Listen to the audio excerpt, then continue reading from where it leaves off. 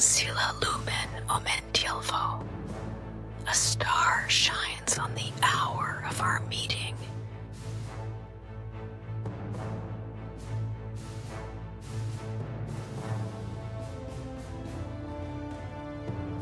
The stars still shone.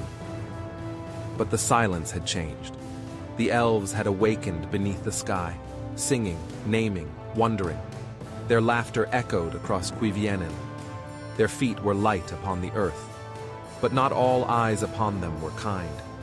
Far to the north, in hidden places, something had stirred, something ancient, something patient. Melkor. Though bound once by the Valar, his hatred had not slept. It had waited, it had listened, and now it saw.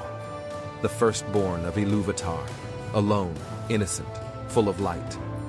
He watched them from afar, unseen in the shadows between stars. He did not rush, he did not rage. He planned. And while the Valar debated in the west, while they wondered whether to intervene, Melkor moved. He was the first to find them, not the ones who loved them, not the ones who were meant to protect. The enemy came before the Guardians, and in that space between knowing and acting, the first shadow fell. They say some elves disappeared, taken, tricked, twisted, the beginning of fear, and perhaps the origin of something far darker. The trees whispered of shapes that did not belong. The stars reflected unease. And though the elves did not yet have a word for evil, they began to feel its presence. What happened in those silent nights? What lies still hidden beneath the trees of Cuiviénen? Tonight we search for that answer, because in every tale of wonder, there is a moment when darkness first whispers its name. This is that moment. This is the first shadow. And if you walk with us through this twilight, subscribe to the Valinor Archives. We remember the histories others forgot. The Valar knew the elves had awakened. They had seen the signs in the sky. They had felt the tremble in the song. And yet, they did not move. Not at first. In Valinor, the light of the trees still shone. The mountains stood tall. Peace had taken root. And with peace came distance. Manwë, high upon Taniqatil, hesitated. He felt the call from the east, but feared that rushing would lead to ruin. Too much power, too soon. Yavanna wept at the thought of the world beyond her groves. Aula busied himself with stone. Even Orome the hunter paused. The children were sacred. To approach them hastily might frighten them. To interfere too much might unmake their freedom. So the Valar waited. They sent whispers upon the wind. They pondered visions in Lorien's dreams. But no one went east. Ulmo alone stirred beneath the waves, and his heart grew heavy. He warned of silence growing too long, but he was ignored. Lorien's dreams darkened. They were filled with eyes in the woods, with laughter that turned to weeping, with stars that blinked out one by one. Still, no one acted. Perhaps they thought it a passing shadow. Perhaps they feared another war. And the elves? They felt watched. They saw glimmers at the edge of the forest. They heard voices that didn't belong. But they did not know the Valar existed. They had no words for the powers. They only knew that something vast slept to the west, and something cruel had already awakened to the north.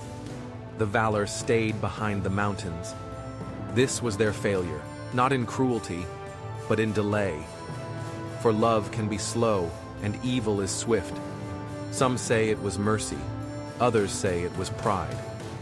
Perhaps it was simply fear, but in their absence, a seed was sown in darkness, and the firstborn were left to wonder, were they truly alone?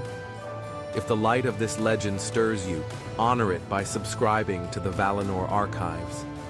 There are still many shadows to unveil. They called it Cuiviénen, the water of awakening. A lake beneath the stars, still and deep, where the elves first opened their eyes. It was a place of wonder, and now it was watched. Melkor had found them. He did not speak at first. He listened. He walked the forest edge, silent as wind in the branches. He studied their joy, their names, their rituals. He learned the patterns of their voices, and then he began to echo them. Some elves saw lights in the woods and followed. Some heard their own names whispered and wandered too far. Some vanished. At first, the others did not understand. They thought perhaps the world was large, that some of their kin had simply gone exploring.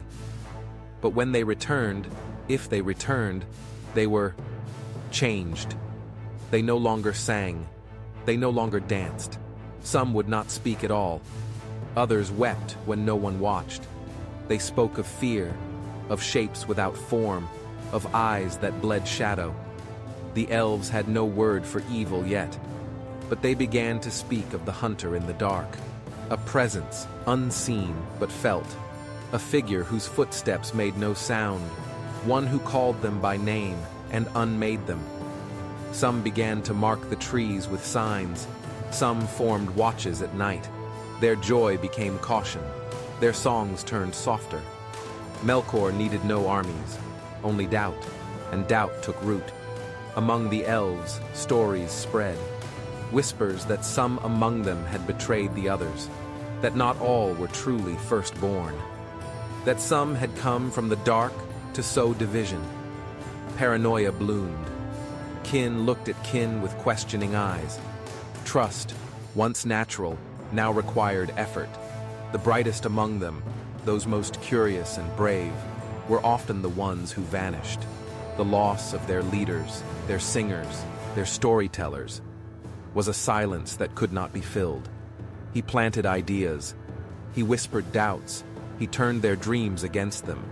Some began to fear the stars, to believe they were being watched, not by friends, but by hunters. Even Cuiviénen itself seemed to darken. Then came the signs. Trees felled and left to rot. Creatures twisted beyond nature. Elves found asleep, but unable to wake. Perhaps the first orcs were born here, not of breeding, but of breaking. Cuiviénen, once sacred, had become a place of memory, not only of wonder, but of sorrow. And the stars watched. If you believe these stories must be remembered, leave your voice in the comments. The Valinor Archives grows stronger with every tale retold. In Valinor, the whispers grew louder. Lorien dreamed of falling stars. Ulmo heard songs silenced beneath the waves. Even Manwë, seated on the heights of Taniquetil, felt the chill of something wrong. The time of waiting had ended. The Valar gathered in council, not in splendor, but in shame. Ulmo spoke first. "The firstborn suffer," he said, "and our silence feeds the darkness." Yavanna wept. Varda named the stars and wept. Orome struck stone. "If none will walk among them, I will." Aule said only, "I shaped the world, but I forgot compassion." They had waited to be invited, but Melkor had not. He had acted, so now the Valar would act. Orome prepared his steed. Varda lit new stars. Ulmo stirred the waters, and in Cuiviénen the elves looked up. The sky had changed. A presence moved. A promise breathed. Hope returned. If you feel the world still needs protectors, join us here in the Valinor Archives. The next tale begins where courage meets shadow. So ended the Age of Innocence. The elves had awoken under stars, but their first lessons were of silence and fear. Melkor had touched them before the Valar did, and no power could erase that shadow. But Orome rode, and hope stirred. This is how the war for the elves began, not with swords, but with a reckoning of silence and guilt. If this tale moved you, subscribe to the Valinor Archives. Leave your mark in the comments, and walk with us as we follow the light into shadow.